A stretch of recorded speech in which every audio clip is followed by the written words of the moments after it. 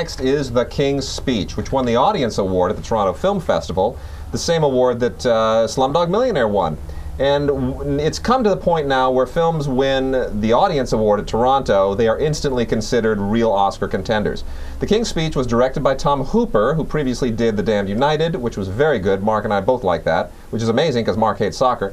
And as well as the John Adams miniseries. And he's another guy who comes out of British television, a very accomplished director. But this is easily the most Oscar caliber thing he has ever done. It stars Colin Firth, who was one of the top contenders for the Best Actor award last year, as King George VI, otherwise known as Bertie, the man who would become King George VI. The thing is, he has a horrible, horrible stuttering problem. And as he is sitting there behind his brother, who is ahead of him in line for the throne, he's expected to do certain public things to try and wax up his credentials, his royal credentials, but he's petrified about talking in public.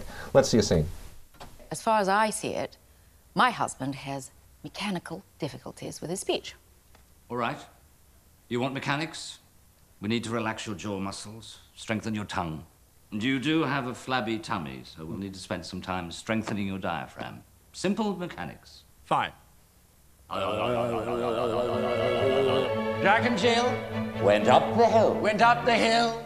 Who put her in? Little Tommy Tin. Da! Ma! Ba! And up comes your Royal Highness. All right, Bertie. Yes. It's actually quite good fun. So that is Geoffrey Rush as the therapist, the Australian-born therapist, who, of course, becomes kind of the Henry Higgins or the miracle worker figure that gets him over the stuttering issues. Those are really the two analogies to use here. This is very much kind of like Pygmalion meets the miracle worker. And that, of course, is Helena Bonham Carter as the future King George VI wife, the future Queen of England. She also is in Harry Potter, a much more sinister part in Harry Potter. This is a terrific film. This is a wonderful film written by David Seidler, who had previously written Tucker, and who has a lot personally invested in the film because he himself overcame a stuttering problem. So writing this film was very much kind of as much about his own story as about the real story of King George VI.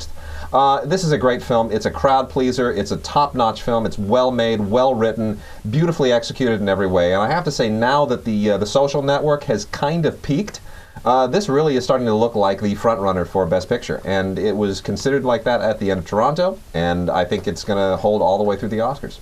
I agree. I like this film a lot too. Yeah. And the one film you can compare it to also is The Queen, and it's a little easy to make that comparison because it's the same. You know, that you're talking about royal family, whatnot. Yeah. But what The Queen had that this also has is it has that. It's serious, but yet it's a little, as you say, light and crowd pleasery without giving up any of that serious intent, that thematic intent. And that's why I think people will really, really dig it. And Geoffrey Rush is hands down, I'm telling you this now, this is the scoop. Mark's vote, LA Film Critic Association vote, my #1 vote supporting actor, Geoffrey Rush, done. Same here. Lock it in. Same here. I mean, he's fantastic. And Colin Firth is great too. Supporting actress, do you have one yet? Well, people are talking up Helena Bonham Carter. No. No. No. Who? No. Animal Kingdom, grandmother. That's true.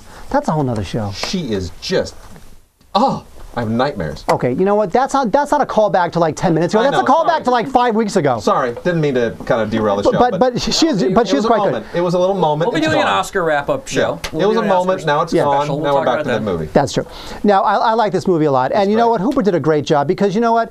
The way he composes the shots, where he isolates people in the corner of the frame to sort of set them apart and make them feel sort of a little bit uncomfortable, is just terrific. It is very differently directed from anything he's done before. It's less naturalistic. It's a little more exaggerated, and I'm glad that it is, because the subject is about a guy who has a stuttering problem, and it's very easy to make light of that, and it's very easy to make that tedious. And you have to find a way to invite the audience into the world of a guy who has this particular affliction, where we don't feel like we're watching a movie of the week, where we understand that there are really serious ramifications to being a royal and not being able to present yourself in a royal way. And Colin Firth, hands down, is going to win Best Actor. I mean, I don't even, this is as a foregone conclusion, just like it was last year with Jeff Bridges. I think there's no question. And what's great about it too, walk away with it. What's great about it too is that you're talking about a time that we never even really considered, which is that when radio began, you know, all of a sudden the royals had to actually be heard. Yeah. You know, they were never heard by the masses. And all of a sudden radio comes in, and you've got to not only be a royal and not only lead the country, but you've got to be able to be a communicator. You've got to win the public over with your voice. Well, we discovered a lot of that in the United States as well with FDR. You know, when FDR was wheelchair bound, no one knew it because he appeared on television and in newsreels only from, you know, only his torso. So there was a lot of that going on in the world at the time of radio and television and newsreels and movies, where suddenly public figures had to really tailor their presentation, their appearance, their voices, how they were photographed, how they were recorded.